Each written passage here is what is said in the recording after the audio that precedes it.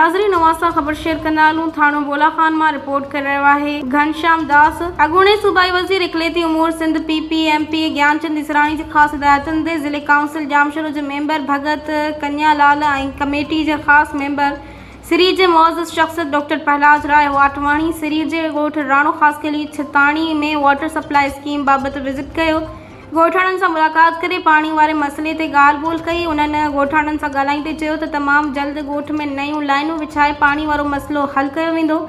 ॻोठाणनि MP ज्ञानचंद इसराणी जा थोरा मञिया ऐं ॻोठाणनि चयो त भगत कन्यालाल जी अॻवाणीअ अचण सां पाणी जो काफ़ी मसइलो हल थियो आहे। किन घरनि में पाणी घटि प्रेशर सां अचे थो। डॉक्टर प्रहलाद वाटवाणी ऐं भगत कन्यालाल यकीन ॾियारियो त इंशाअल्लाह लाइन जो कमु कराए सभिनी जो मसइलो फ़ौरन हल कयो वेंदो।